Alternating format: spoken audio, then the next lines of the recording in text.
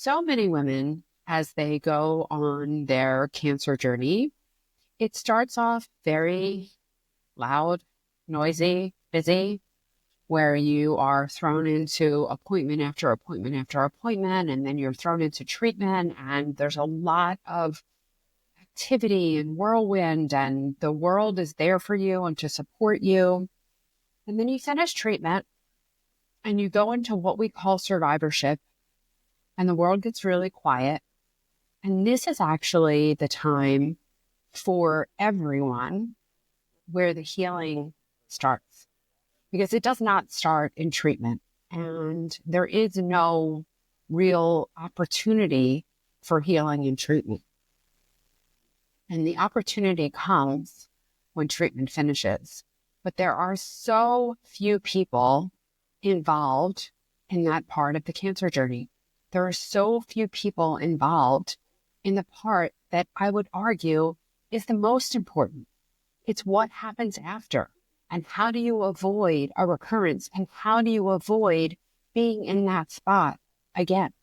How do you avoid metastatic disease?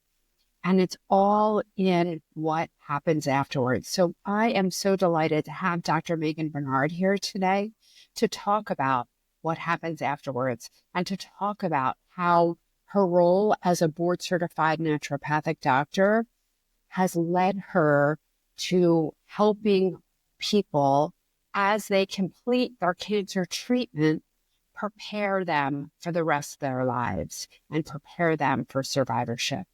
So, Dr. Bernard, welcome. I'm so delighted to have you here today. No better place to be right now. Love it. Well, I don't know about that, because I think that you're on a vacation at the moment. So, And I'd still rather be here. Yeah. oh, well, wow. Well, then I'm so happy to have you. And this is a pretty important conversation to have. Not many people are looking to own the space that you're in. So tell me a little bit about how you arrived there. I mean, why did you choose this population and this part of that population to work with? Yeah, absolutely. So this has been a passion of mine for several decades now. It kind of started in high school. I don't know what exactly it was, what class, just kind of triggered my interest in cancer biology and how we know so little about so many different processes that can lead to cancer starting.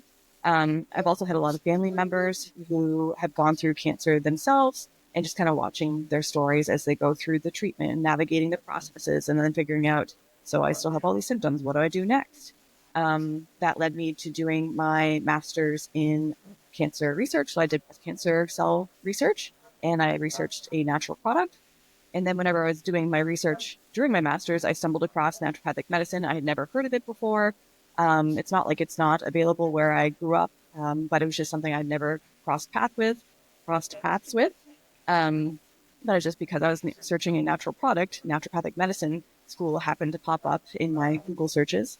And I'm like, that looks really cool. And at the time, I was kind of considering medical school, like conventional medical school, after doing my master's. And it just didn't sit right with me, where the schedules were ridiculous. And at the same time, you still never really got more than 10 minutes with a person to kind of navigate their case and understand them and like push them in the right direction. So I looked into this more. I'm like, wow, like an average visit is an hour long with a naturopathic doctor. Like, and that's like pretty much minimum most of the time. Wow, we actually get to talk about like, where did they come from? Like, what are their taste preferences? What are their schedules like? Like what kind of built them as they are? And can we start picking away to make something better for them when it comes to their health? And then because I did my research in my master's on cancer, it kind of brought me into more of like, oh my gosh, there's a whole other world in naturopathic medicine when it comes to oncology. And then that's kind of where I started to spread my wings even more and going into the support of people during cancer treatment.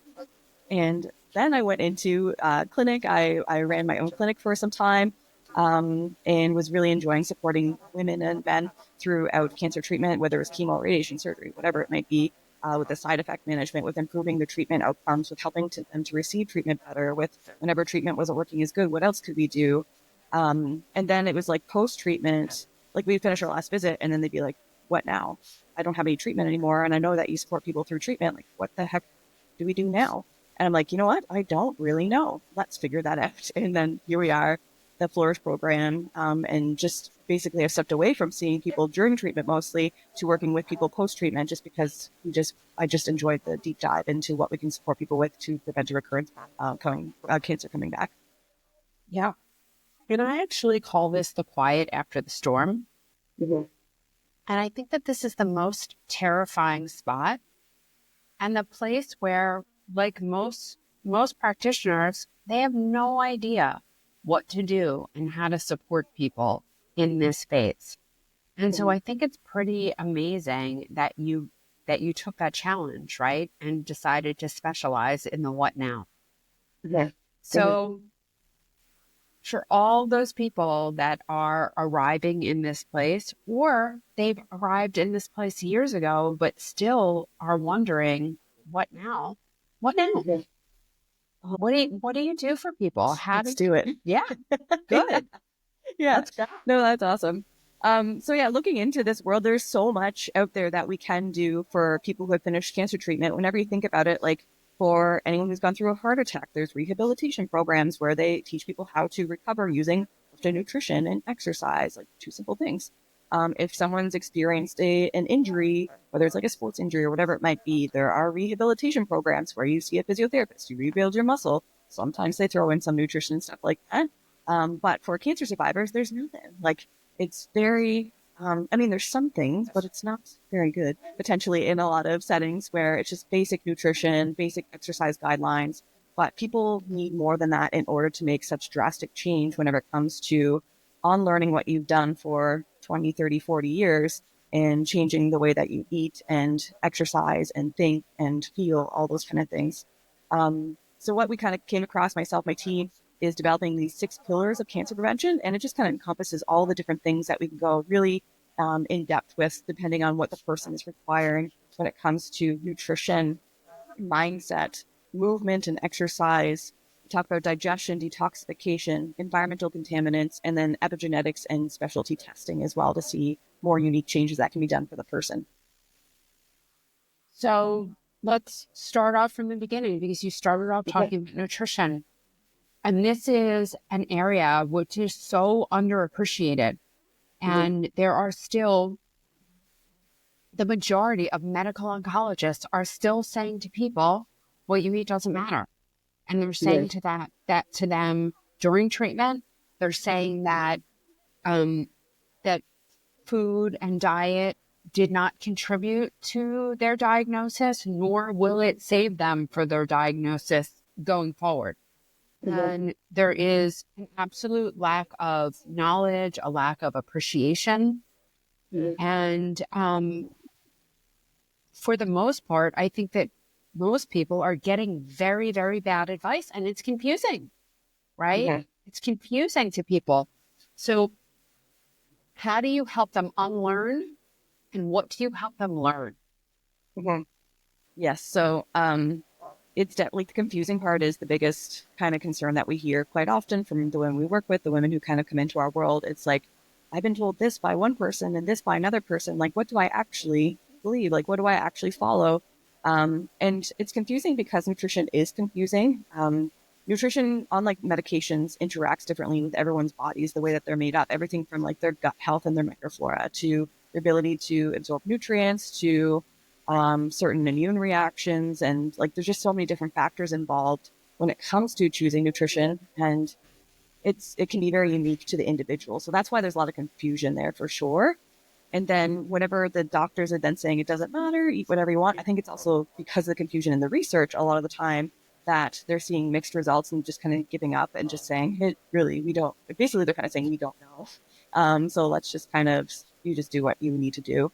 But whenever we are working with people on nutrition, one of the first places that we will start with is macronutrients. That's pretty basic for everyone, that in order to get good energy, heal tissues post-treatment, you'll need these macronutrients, which are your protein, healthy fats, and carbohydrates. And I think that most people kind of know that and have that. Where the confusion comes up and where it's hard for people is, first of all, as people go through treatment, things change, right? their taste change, what they want, what they tolerate, all of that changes. And a lot of it is due to some damage from treatment. A lot of it is due to changes in the microbiome during treatment. So how do you help people to kind of remake that microbiome, realign their taste buds with things that are healthy for them? How do you make them make that transition? Mm-hmm. Even taste buds from treatment are one thing, but taste buds from the way you grew up as well could be a different thing. Like you start to adapt to certain Yeah. foods, and that's kind of what you know, and that's what you enjoy. So just so many things. Like the thing is, we need to rebuild the body first. So micronutrients such as zinc can sometimes help with taste changes that have been done due to treatment, or just practice, just kind of slowly initiating some nutrition changes that are a little bit more healthy, not necessarily looking at it from an approach of, oh, we need to take everything out. You can't have any of that. Let's actually look at it, kind of adding some things in. And then overall, when it comes to the microflora, like there's always some great foods for the gut microflora, fermented foods, things like that. But we basically want to start with quality foods of the gut so that we're removing some of the burden so that it's not constantly being hit by processed foods and seed oils and things like that might be a little bit more pro-inflammatory. It's looking more at an anti-inflammatory, lots of olive oil, lots of leafy greens and fiber, depending on the person, how much they can kind of tolerate that from vegetables, of course, would help with the gut microflora. Yeah. Amazing. Um, are there any foods for you that are an absolute no? I mean, like if we there's always this balance of looking at the research and what does the research say, and like there are certain limits that we know with like processed foods, a certain amount leads to this much percentage increased risk in like colorectal cancer. So I mostly look at limiting because I think avoiding automatically puts like a wall up for people. So it's more like limiting. I don't believe we ever 100% need to give up everything. And I feel like, to be honest, like that's a lot of a mix of societal values in how we have gone through the world and what we see is available even a lot of the time for us to consume. It's kind of hard to find a lot of foods that are perfect in the realm of functional cancer prevention. But I feel like our people, when we work with them, like they do so good at just including things and limiting things as opposed to ever worrying about 100% giving up everything. Yeah. And I agree with you. I think when you tell people like you absolutely can't, they feel uncomfortable with that. Like it's too hard, right? Yeah.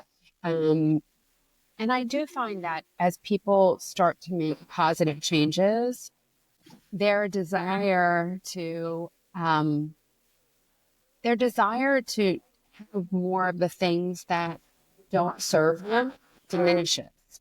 Mm-hmm. And and what happens is that the more things that they do to nourish them, the more that their body craves that nourishment. And as they start to make those changes, I think that they start to feel what their diet does to them and for them, right? Like the cleaner you get, the more in touch you are with how what you're eating affects you. I think the extreme dieting advice that a lot of people are given post cancer treatment as well is kind of the reasons why it's being so shunned by the conventional medical setting is because they're seeing what people are trying to do, like maybe their patients are trying to ask them certain questions, or they're seeing the marketing and the social media saying you need to be fully plant-based, or opposite, you need to go carnivore or something like that. And the doctors are just like, don't listen to any of that. You don't need to do any of that. And then the information is kind of being misconstrued to the patient thinking, oh, that they're telling me not to do anything. So yeah, if you kind of find the happy ground that's going to work for everyone as a unique person, and slowly and surely over several years start to change their diet up, you're going to see like huge differences in everything from their risk of recurrence coming down to cholesterol to blood sugar to bone health. All these things are all linked and definitely major side effects from cancer treatment too. Yeah, absolutely. So as as you move past the micronutrient part and help them to make dietary transitions, what about supplementation? Where does that fall in for you? I feel like if people were to like read my emails and social media, they would think I'm kind of anti-supplement, but I'm not. I'm kind of more anti general supplementation, where I do believe there are certain supplements that help support the body's ability to protect itself and to be anti-inflammatory and to block cancer pathways. But again, I find there's a lot of misinformation out there that people are coming across that they need to take this, that, and the other thing in order to kill cancer cells. Whenever it comes down to taking supplements, I advise people not to take them based on their, like, any supplement's cancer killing properties. Like, I would never look at an antioxidant supplement or a plant or whatever it is, and it's being said to it kills cancer cells. That's just not really helpful information. That information is often coming from cell studies or animal studies that are, yes, they kill cancer cells, but they're looking at the mechanism of action is the purpose of those studies. Instead, when we're looking at applying supplements for someone's case, we want to look at what does their body need. So do they need to fix their gut? And maybe it would look like a probiotic, for example, because their microflora is off. Do they need to top up their vitamin D? Do they need some support with stress? Maybe some lavender capsules or something like that would be beneficial. So it's more of finding any potential vulnerabilities or holes in the person's body than it is about applying something to kill cancer cells, because then we build up the body's own innate defenses and strengths, and it just helps to build those defenses against cancer, as well as helps them to feel a lot better too, which is also super important.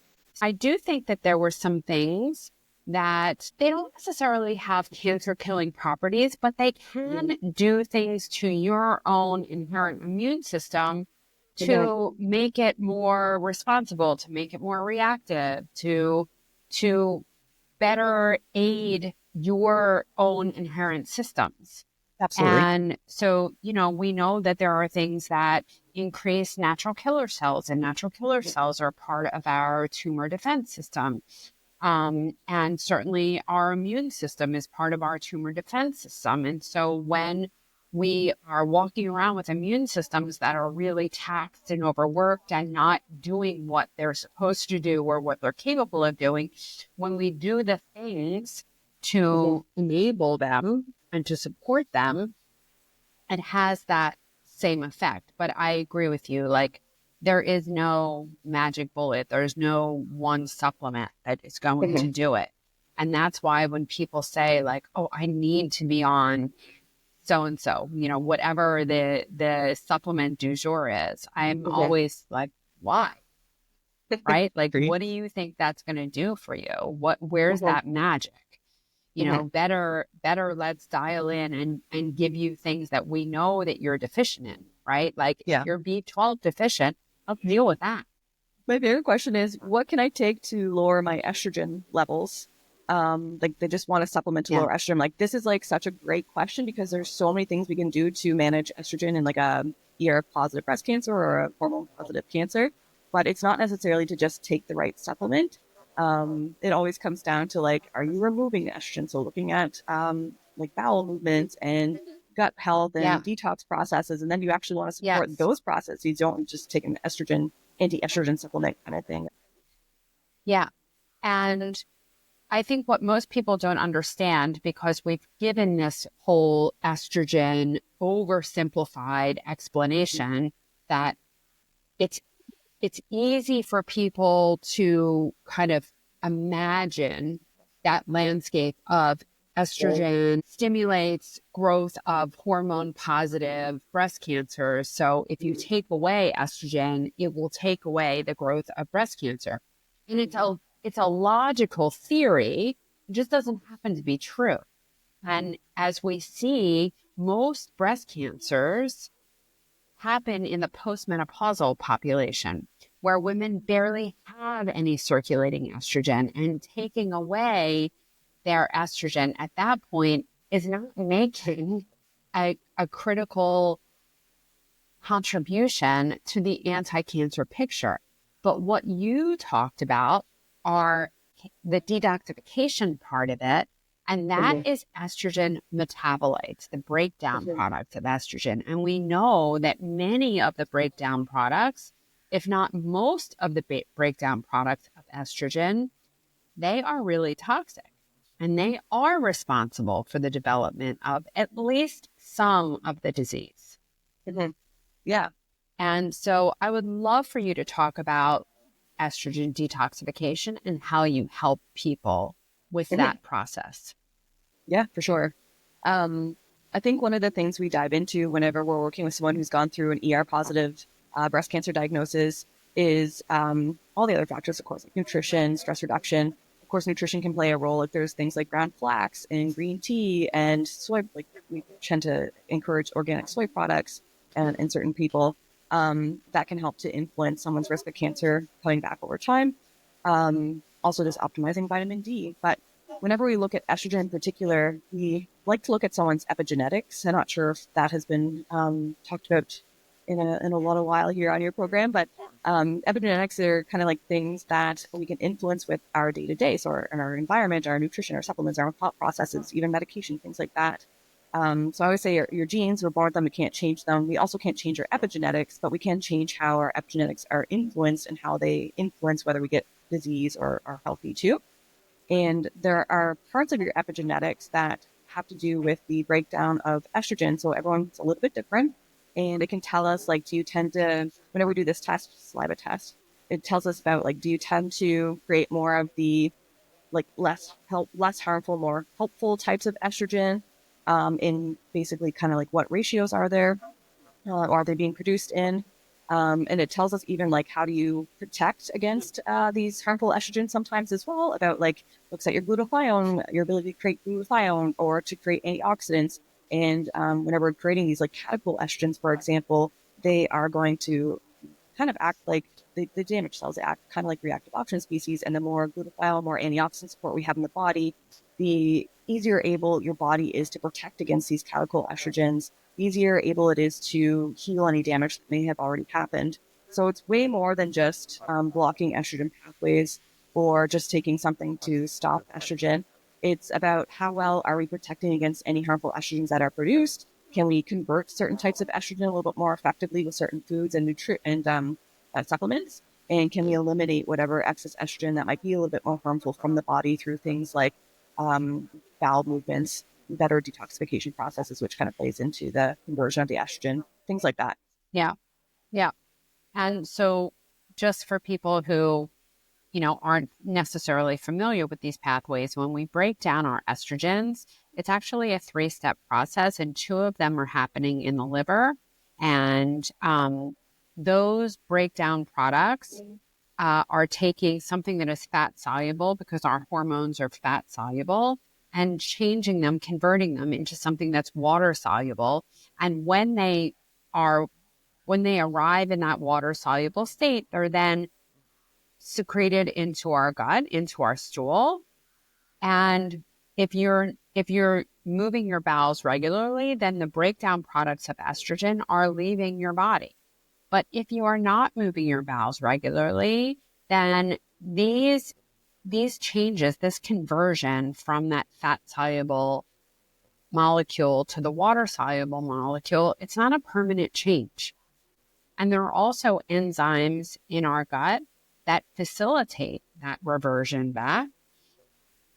And then these toxic estrogen products get reabsorbed into our system, and they are responsible for doing a lot of damage. So that's where constipation, like people don't even associate constipation with a risk factor for breast cancer or a risk factor for recurrence, but it's actually both.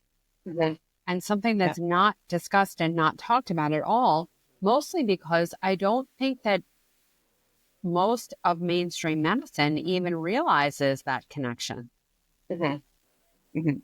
I agree. And I'm just thinking, like, I wonder if I've looked into recently if they've ever done studies between women who are constipated and the risk of breast cancer over time. I can't think about, I've looked into that before, but wouldn't that be kind of cool information to take a look at? Is like for all the women who got breast cancer, what were their bowel habits like throughout life? Because I tell you, a majority of the women we work with come to us and they're like, yeah, I have a bowel movement every 3rd or 4th day, maybe once a week sometimes. It's just normal for me. Yeah, absolutely. And I mean, obviously, I'm just giving you anecdotal information, but about half of my breast cancer patients are legitimately constipated.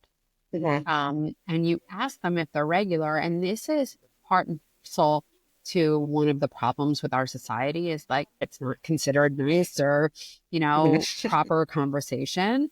Right. And so we don't talk about it. And you ask these women how often they move their bowels. And they're like, oh, no, I'm regular. And you ask them, what does that mean to you? Like, what does regular mean to you? And they're like, yeah, I go every week. Right. Like, and there's no, and how they got to be, 56 years old and they think that that is normal. And then that is okay. And people are not appreciating the impact that that has on your overall health. And it's not insignificant, right? For sure. Like there's so much research on the estrogen and cancer and all those kind of things, even not just breast cancer, but other types of cancer as well.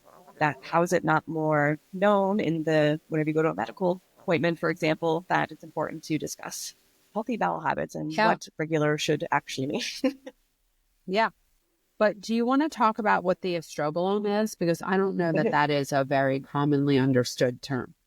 There's basically a kind of subset of microflora in the gut, so bacteria in the gut that are very important for processing certain types of estrogen. They turn them from good to bad, or just in general, just turn them from one type to another, the estrogen in your body.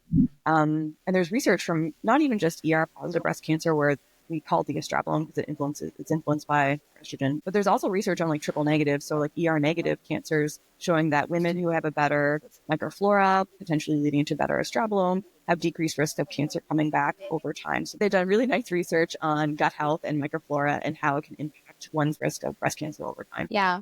And that is, it's absolutely logical because we know that the immune system is like the cornerstone of whether or not you develop breast cancer or not. And our immune system is so intimately tied to the health of our microbiome, right? They are in near constant contact with one another. And so it's nearly impossible to have a healthy immune system if you don't have a healthy microbiome and vice versa, right? And so, making sure that that is something that we are paying attention to is of the utmost importance. So you talked about constipation as part of the detoxification system. What else are you thinking about? It's so comprehensive, and a lot of women come to us, or we hear from them, and they're more concerned over taking like specific detox supplements like milk thistle and glutathione and NAC and things like that. And liver cleanses. Everyone wants to know how to do a liver cleanse. Yeah, juice cleanses, liver cleanses. Like basically they just make you poop, which is good. A lot of people do need that. But we want to go above and beyond that. A lot of these cleanses definitely get things flowing, but it's usually because of the herbs that they're using, or potentially extra fiber or whatever it might be, or maybe their part of it is getting you to drink more water. That's why people find that they feel like it's working, is because they're actually going to the bathroom and flushing things out. But when it comes to doing a good like detox, honestly, your body does a lot of the work for you whenever you give it what it needs to function properly. So whenever we're just doing something as simple as changing up someone's nutrition to include more greens and to give them healthy fats and to get the nice balance of protein that they need to kind of like, all these enzymes are made of proteins in your body. They require protein to function. You're a lot of protein.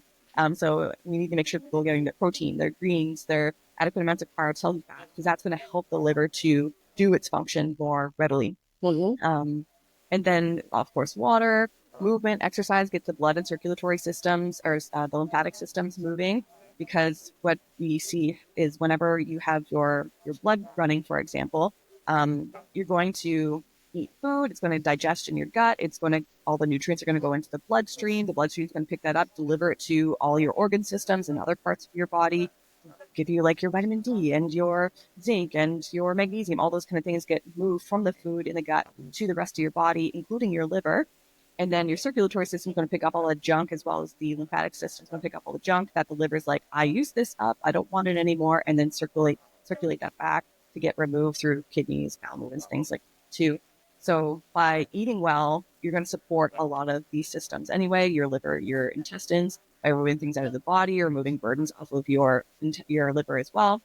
I do love green juices. I do love glutathione. Like we do recommend things like that often, but I find we need to make sure that we're not bypassing the most incredible step of like the lifestyle changes, the nutrition, the sleep, the exercise, all these kind of things need to be done really, really well on a consistent basis, or supplements are just going to do crap, basically, and not in a good crap Yeah. way. Yeah. Yeah. No, I completely agree with you. And, we hear it said time and time again, and I wish people had a greater understanding for this, but you can't supplement your way out of a bad diet. You can't supplement your way out of not moving properly. You can't supplement your way out of poor sleep. You just can't. There's no Mhm. substitute for any of these things. And unless these things, and we have amazing, amazing, excellent data to show the value of sleep, the value of exercise in Mhm. terms of cancer recurrence. Mhm. So for the person that kind of is at ground zero and is just finishing treatment and, what is in that now what space, how do you take them through this process? If whenever possible, we basically start everyone, if they can, with a blood panel to go way more in depth than the typical liver, kidney, white blood cell count. Like those kind of things they're important, but there's way more that can be done. And it's kind of like it's hard to say we just want to test everything, but we do. A lot of doctors don't like that approach. But whenever someone's gone through the rigmarole of chemotherapy or radiation or the stress of a diagnosis and surgery, whenever cancer is in the body, we definitely want to see what can we do to strengthen those defenses. And it comes from better nutrient levels, lower inflammatory levels, better glucose regulation. So we want to test, of course, the liver, kidney, functions, the CBC with the white blood cells and the red blood cells. But we also want to look at your B12, your ferritin, and we want that above 50, for example, not just around 20, which is what most women are hanging out at. An iron panel, of course, vitamin D, fasting insulin, fasting glucose, IGF-1, cholesterol panel, because cholesterol is likely to change over time with many people who've gone through cancer treatment. Treatments can influence that, whether it's a hormone change or whatever it might be. Just kind of starting there, getting a good feel of these things that are circulating in your blood. And that can guide you a little bit better on what's proper nutrition. Anything from like, where do we need to focus our attention when it comes to supplementation? That's kind of like a good concrete start when it comes to fresh out of the gate when treatment's done. So, you're looking at people's white counts, you're looking at nutrient levels like vitamin D and B12 and folate and B6 and that kind of thing. Mhm. Zinc, selenium, I'm assuming. Mhm. You're looking at blood sugar regulation. That ends up Mhm. being a pretty important part of it, right? Yeah, super big key. So, um, and I'm assuming that metabolic health is a place where a lot of people who have a cancer diagnosis are struggling. Mhm. Are you finding that? Mhm. Yeah, it's very interesting that even recently we've been finding that people have been on the edge, like even they've been in pre-diabetes and nothing's been done about it. Um, they're not even being told to do proper screening, like follow-up screening or anything like that. So I think whenever people go through cancer, it's just assumed that a lot of stuff is due to their cancer.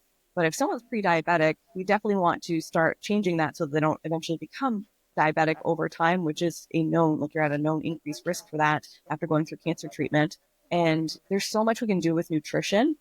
And it doesn't mean you can never have like chocolate again. Like I would never tell someone they could never have chocolate. I couldn't imagine living like that.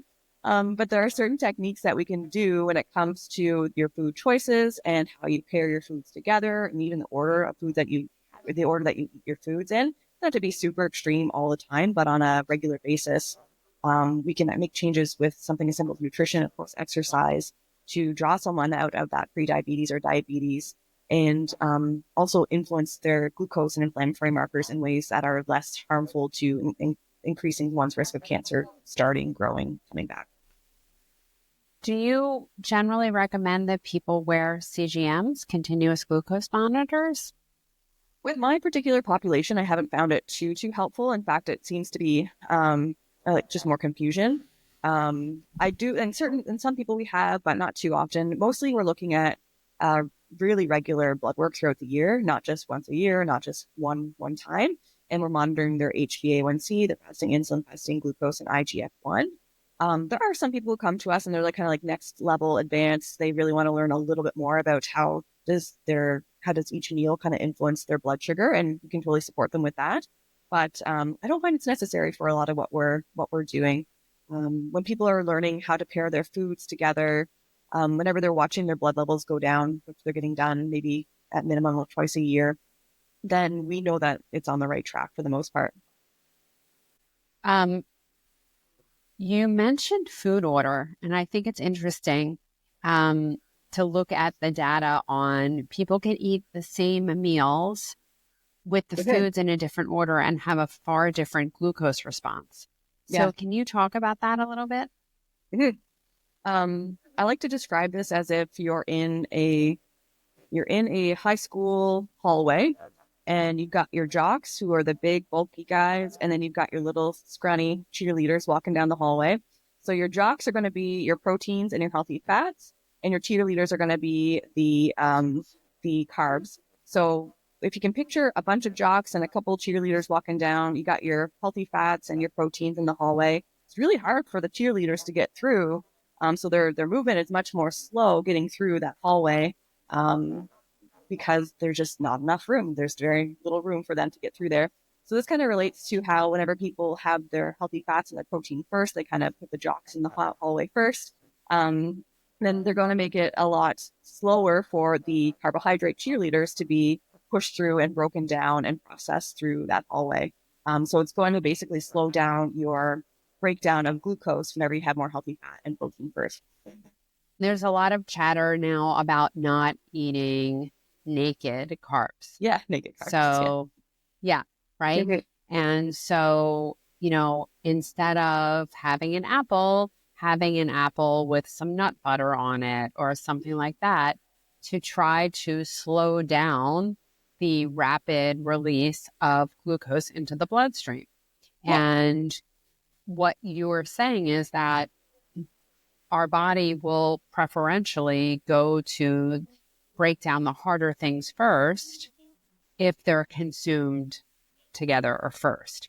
But if you're eating your fruit first or something like that, there's no barrier, right? Mhm. It just has the opportunity to Yeah. The just spike. cheerleaders run through the hallway and spike the glucose. Yeah. Yeah. Yeah. Yeah. Okay. So you're starting everyone off with a blood panel, Mhm. and you're using that blood panel to help them dial into nutrition, to help them know what nutrients they need, or how to formulate based on what their needs are. And then where do you go with them? We'll also do epigenetics testing too, and kind of leading back to how we learn a little bit more about their estrogen metabolism pathways, how they interact with glucose and cholesterol. Could it be a potential risk for them over time if we're not careful with how they're eating or exercising? We can see how well they protect against any or reactive oxygen species to create antioxidants. So that would be another test we often do. And then just based on a really thorough health history, we want to learn more about pretty much their health from head to toe. Because again, for us, it's not about killing cancer cells so much as it is about building the body up super nice and strong, like achieving optimal health as best as possible. And we want to look at their nutrition, stress, sleep, digestion, past medical history, family medical history, even like where have they worked in the it's like what could be some potential exposures they come into contact with their jobs or church, like maybe it's moldy and stuff like that. Just kind of a Mm-hmm. big questioning process to get a big overarching picture of, all right, so these things look great. Let's not worry about that. This keep doing whatever you're doing. But here are some things that could use our attention the most. Here's our focus. Let's start working on this. And whether it's gut health or stress or vitamin D or whatever's popping up between testing and questions, we want to go there, tackle that, and then step by step start pulling away all the other pieces too to make sure that things are running smoothly. Now, stress is a huge issue, Mhm. and it is very, very difficult to heal if you are um, in that kind of stress dominant, cortisol dominant state, right? So what advice do you give people? How do you help them to mitigate the stress? Because the stress, quite frankly, isn't going anywhere, right? Like, I think often it comes down to what are your main causes of stress. And sometimes it can be just the cancer. Like you might have been a super stress-free person before the diagnosis for sure. It's very rare that that is the case. But what are some underlying causes of the stress, whether it's family, whether it's friends or job or whatever it might be? What can we do to start picking away at that? And we often will refer people out for like cognitive behavioral therapy or mindfulness-based stress reduction or whatever it kind of takes for some sort of counseling to do that. We also do emotional freedom technique and tapping with all of our clients as well. And I would say one big general thing that I wish more people would listen to me about is to just kind of cut off social media a lot of the time, or at least to stopping on cancer supplement marketing things, or this piece of machine is really helpful with cancer. Like that kind of stuff can be super stressful. For example, I have an Instagram that's mainly geared towards training and teaching and like a kind of showing my clinic side of things. I will never go on there from a personal perspective because I do more cancer stuff. I get more cancer advertisements, and I just can only imagine what all of our clients and whatever anyone's listening to who's gone through cancer is coming into contact with whenever it comes to the social media, like barrage of things. Then I have like a TikTok account that just shows me dogs and jujitsu moves and things that I actually enjoy learning about. So root cause, counseling, and also just looking at where is all your sources of confusion, overwhelm information coming from, and can we start blocking a lot of that? And often it's a lot of social media, blog posts, emails, that kind of stuff. yeah. Well, I think that social media is damaging on a lot of levels. First of all, I think that it portrays kind of this ideal that is unattainable, and it's actually not even real, right? Because what people put out there is not even them. It's them in that moment of time. And a dear friend of mine and a mentor, Kellyanne Petrucci, she's the bone broth lady. And she says that, for every post that you see out there where that person is winning, there's hours and hours and hours and hours of loss and failure and grit behind that, right? To get to that one moment of a win. And it's very deceiving when you're on social media because it just looks like everyone is winning all the time. And all you can be left with is like, why am I a loser? Right? And also people are just so free to criticize. I get told 1,000 times a day that you should do this and you should do that. Why aren't you doing this? And it's hard. And you have to be one of those people if you're going to engage there that lets it roll right off or abstain. And I think everyone is better off from abstinence. You and I are kind of forced to be out there and put things out there because that's the way that we are educating, and that is the way that people are learning these days, right? But but it's a really toxic place where when people don't agree with you, they're quite evil. I even say a lot of it's just often general advice. Like I can only give general advice on my Instagram or my Facebook or whatever it might be because I don't know you. I don't know what's best for you. In fact, what I'm saying sometimes might actually not work for you because it's not important. You've already done it. There's something else going on that needs to be fixed before we work on that. It's all about the right strategy at the right time as well. So sometimes it works at one time, sometimes it doesn't work at another. And that's very confusing for a person who doesn't have any sort of medical background for sure, or health background. And I find it confusing. Let's just put it out there. Like, don't ask for personal, highly detailed medical advice from a stranger over social media, no matter how qualified that stranger is. I mean, people write me pages and pages every single day. I have, what should I do? I don't know, because I don't know you. And I'm not a social media doctor, and we Mm-hmm. shouldn't have any social media doctors, right? Like that Mm-hmm. shouldn't even be a thing. Um, but yeah, I mean, you just can't, you want to, of course, I mean, I want to help everyone. That's why I wrote my book. That's why I Yeah. wrote The Smart Woman's Guide to Breast Cancer, because I want people to have access to valuable information. But, me telling you what you need, Mm-hmm. how would I know? How would Yeah. I know? Or will this work for me? I don't know. Yeah. How would I know? Because I don't know you. And God love everyone. I know So they're just trying to get answers for sure because it's just there's no avenues for it. For the most part, they're having trouble finding those avenues. But I just want to say, you do not want my information if you message me on social media to figure out what pill or supplement or whatever you should take. You don't want my information. You don't want my answer. yeah, yeah, That way for sure. yeah, agreed.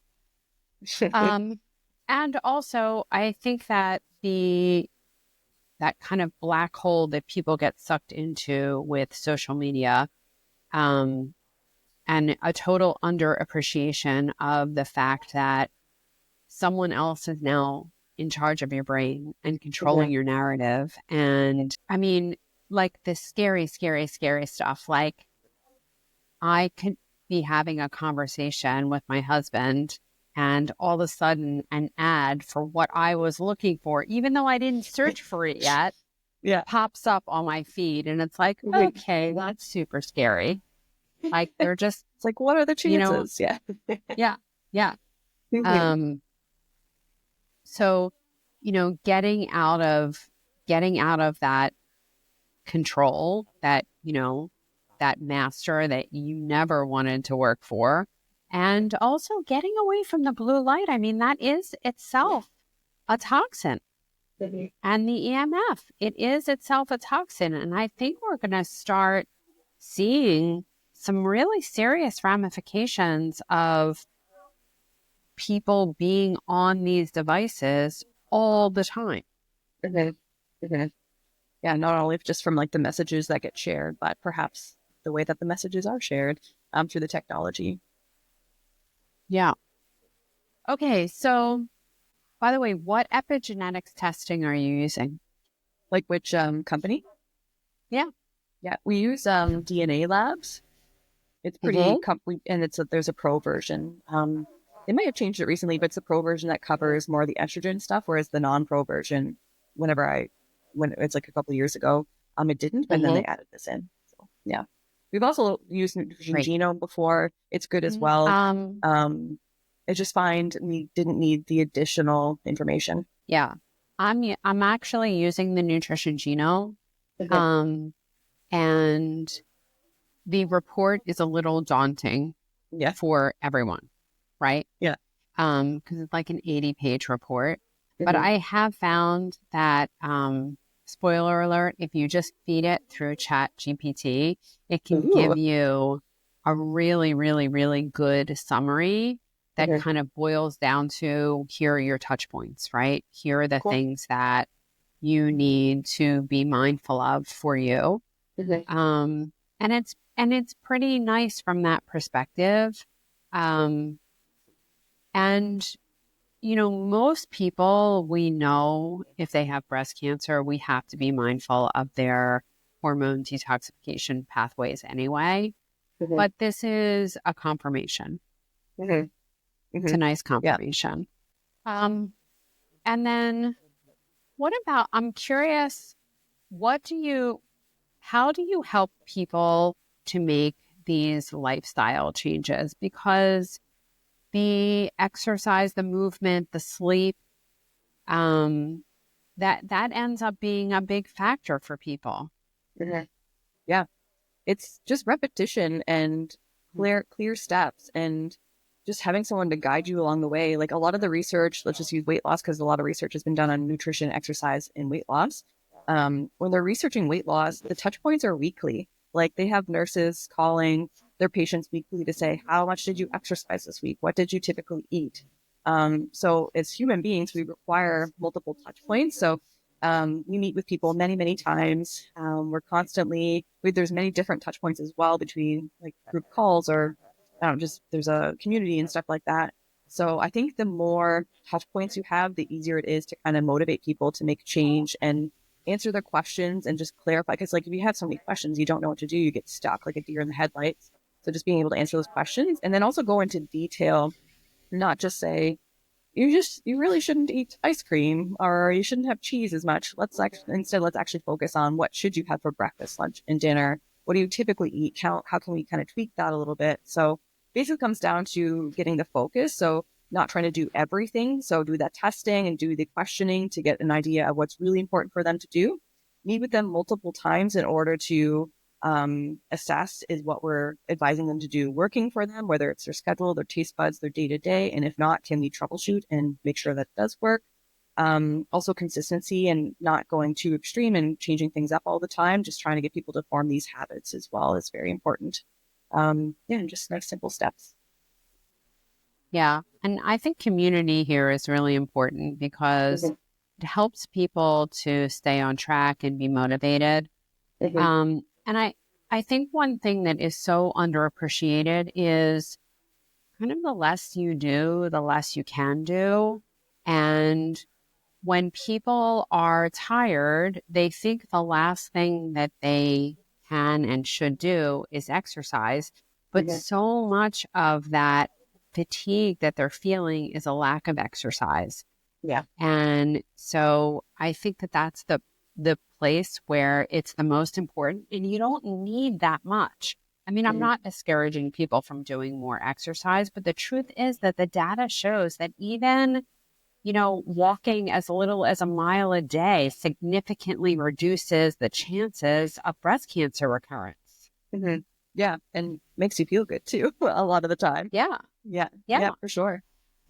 And I mean, I think that the studies are pretty clear that exercise is as good as any of the other medicines that we have out there for depression, Yeah. right? Mhm. That's really impressive. It even works as good sometimes as certain, like I would never, I'm not saying that this is a replacement for conventional treatment, but whenever you look at how well, how well exercise works to reduce the risk of recurrence over time compared to certain drugs like hormone meds, even, we can see like a 40 to 50% decreased risk of recurrence in something like exercise, whereas sometimes you might only see like a 20, 30% reduction in risk with hormone medications. Like exercise is so underrated.